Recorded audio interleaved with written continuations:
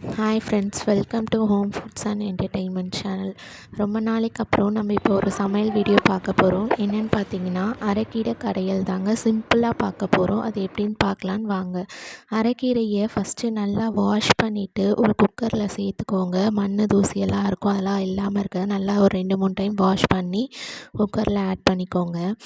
அதுக்கப்புறமா இது கூட நம்ம என்ன ஆட் பண்ண போகிறோம் பார்த்தீங்கன்னா, துவரம் பருப்பு எடுத்துக்கோங்க. துவரம் பருப்பு சும்மா ஒரு கைப்பிடி அளவு போதும். ஏன்னா பருப்பு நிறைய சேர்த்துட்டிங்கன்னா கடையில் அதிகமாகிடும். ஒரு நேரம் மட்டும் சாப்பிட்ற மாதிரி செய்யணுன்னா கொஞ்சமாக சேர்த்துக்கிட்டா போதும். அந்த துவரம் பருப்பு கூட ஒரே ஒரு பெரிய வெங்காயம் ஆட் பண்ணிக்கோங்க. அது கூடவே கொஞ்சம் ஒரு பெரிய தக்காளி, பழுத்த தக்காளியாக ஒன்று ஆட் பண்ணிக்கோங்க. அதுக்கப்புறம் 2 காஞ்ச மிளகாவை அது கூடயே ஆட் பண்ணிக்கோங்க. அதை ஆட் பண்ணதுக்கப்புறமா கொஞ்சோண்டு மஞ்சள் பொடி இதை சேர்த்துட்டு கொஞ்சமாக அதையெல்லாம் கீரை, பருப்பு வெங்காயம், தக்காளிலாம் முழுகிற அளவுக்கு கொஞ்சம் தண்ணி ஊற்றிட்டு எல்லாத்தையும் கலந்துட்டு அதுக்கப்புறமா குக்கரை மூடிடுங்க. மூடிட்டு குறைஞ்சது ஒரு 4லேருந்து 5 விசில் வரைக்கும் வந்தால் கீரையும் பருப்பும் சேர்ந்து நல்லா கடையிற மாதிரி வரும். இப்போ அந்த மாதிரி வந்ததுன்னா இப்போ குழந்தைங்களுக்கு கொடுக்குறப்பையும் கொஞ்சம் நல்லா மசிச்சு வைக்கணும். குக்கரில் நீங்கள் ட்ரை பண்ணி பாருங்கள், நல்லா தான் இருக்கும். ஒரு 4லேருந்து 5 விசில் வந்துருச்சுங்க பாருங்கள். இப்போ எவ்வளோ நல்லா மசிஞ்சு வந்திருக்கு. இப்போ இந்த ஸ்டேஜில் இதில் கொஞ்சோண்டு ஒரு கொட்டை புளியை சேர்த்துக்கோங்க. சேர்த்துட்டு நல்லா மத்து வச்சு அந்த புளியும் அந்த பருப்பு தண்ணி எல்லாமே கடையிற மாதிரி சேர்ந்தாப்புல கடைஞ்சி விட்டுருங்க.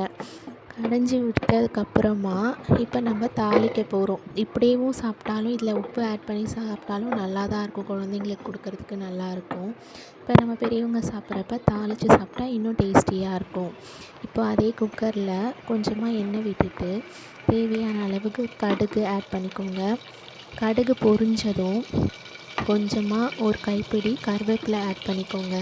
கருவேப்பிலை, கடுகு இதெல்லாம் பொரிஞ்சிட்ருக்க டைமில் இன்னும் ஒரு 2 காஞ்ச மிளகாய் முதலே ஒரு 2 போட்டோம். அது அந்த கடையலோடு சேர்ந்து டேஸ்ட்டு கொடுக்கும். இப்போ தாளிக்கும் போது ஒரு 2 வரமிளகாவை சேர்த்துக்கோங்க.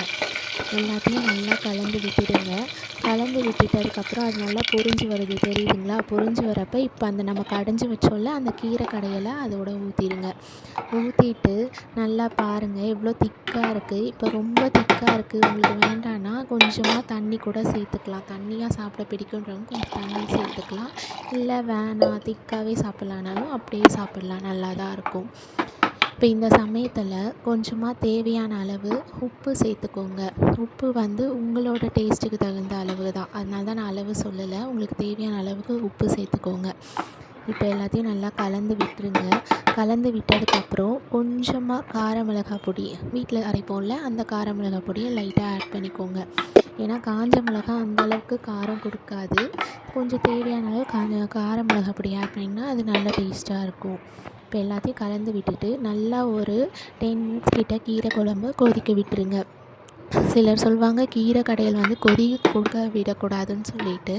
ஆனால் கொதிச்சா நல்லா இருக்கும் டேஸ்ட்டு. நீங்கள் வேணால் ட்ரை பண்ணி பாருங்கள். நாங்கள் பாருங்கள் தெரியுதுங்களா, நல்லா பபிள்ஸாக வரும். இந்த மாதிரி கொதிக்கிறப்ப நல்லா லோ ஃப்ளேமில் வச்சுருங்க. ஏன்னா தீஞ்சு போயிடும், சில டைமில் அடிப்பிடிக்க வாசம் வந்துடும். இந்த டைமில் நல்லா கொதித்ததுக்கப்புறமா அவ்வளோதாங்க, நல்லா பருப்பு கீரை கடையல் தயாராகிருச்சு. இது அவ்வளோதாங்க, சர்வ் பண்ண வேண்டியதான். இந்த வீடியோ பிடிச்சிருந்தா லைக் பண்ணுங்கள், ஷேர் பண்ணுங்கள், கமெண்ட் பண்ணுங்கள். நம்ம சேனலை மறக்காமல் சப்ஸ்கிரைப் பண்ணுங்கள். தேங்க்ஸ் ஃபார் வாட்சிங்.